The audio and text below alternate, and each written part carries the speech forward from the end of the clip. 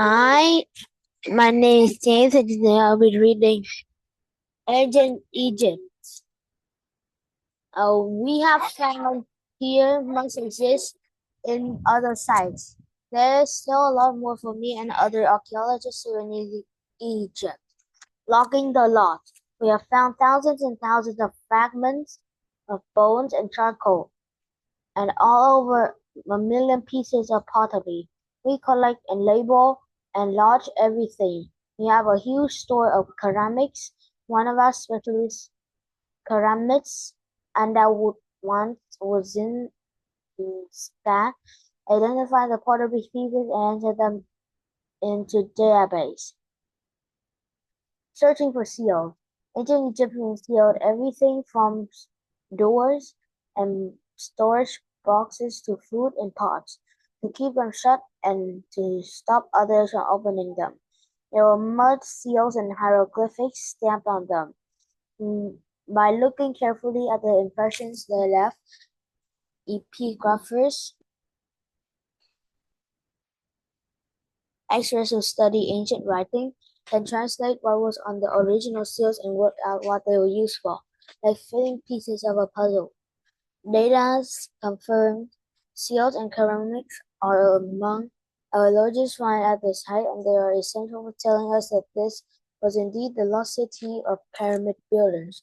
They date from the middle to the late 4th dynasty when Egyptians were building the second and third Giza pyramids for pharaohs Khafre and Menkaure.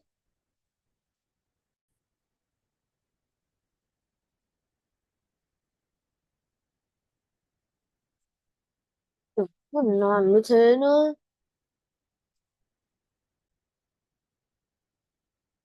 Making maps as director, I'm not too happy just telling others what to do. I like to get involved. My main area of interest is mapping and survey. It's important to make comprehensive record of the site so we can look at the whole picture and ask what story it is telling. We got all the finds and all the data as geographical information. Having GIS or geographical information system has moved archaeology on and with its layers of precise information about the site. For instance, we can easily see details such as where all the prime beef castle's bones are or were found and note the distribution. It turns out that not everyone on the site was eating beef. The workers were eating sheep, goat, and catfish. City unfolds. Through analyzing all the information, we have built up a picture of the city as a careful planned site. The ancient wall of Rome was once between the pyramids and the lost city. Beyond the walls, there are 4 blocks of galleries for the workers in the center, facilities such as bakeries with grinding stones and a central storage building. There are larger townhouses and to the west, possibly for rich overseers, a central administration enclosure, and a smaller house to the east. There were huge silos for storing grain. In the center of the administrative enclosure, with restricted access, we found little tokens made of mud that might have been used as counters, some shaped like little loaves. This building may extend for another 30 feet, 100 meters beneath the modern soccer field next to our site.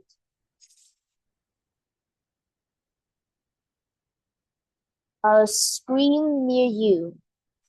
Laser scanning has also helped along the process. All along, we conduct a survey of sites using infrared and laser scanning systems. We'll find the measurements it used to take months to map a monument. Manual lasers being through the space of the queen's tombs. The laser records the point and the computer program produces a 3D image. You can do the same with a house, scan the rooms, and plug in the system into a computer screen and call up the information. Aside from the building a computer model of the settlement, we also physically built a model of the eastern townhouse on a platform of sand and mud above the original, while preserving the remains of the ancient building beneath. From evacuation to education. Sorry. The teaching side of AERA is very important.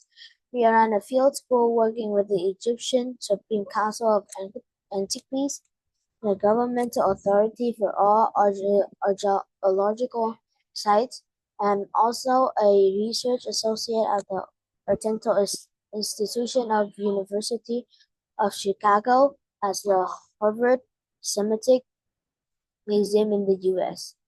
Future projects. I could spend another career evacuating parts and we haven't uncovered and conserving them for future generations. What we have found here for the fourth dynasty pyramid builders must exist in other sites. There is still a lot more for me and other archaeologists to do in Egypt. Types of expert. In the 19th century, just about anyone could become an Egyptologist without any training in archaeology. One of the most famous 19th century uh, Egyptologists, Gabari Belzoni, began his career as a circus strongman. These days, things are different. Many types of experts are necessary for geological investigation. Diving underwater to investigate sunken cities, or using X-rays to look inside mummies. Underwater archaeologists. Specialized underwater archaeologists often explore shipwrecks or man-made structures that are found underwater, such the buildings of sunken cities. Materials underwater are preserved differently from materials found on land, and these special archaeologists must know how to handle them without destroying the valuable information they reveal. Special techniques are necessary to work underwater, such as using sonar to locate objects or watertight cameras to photograph sites.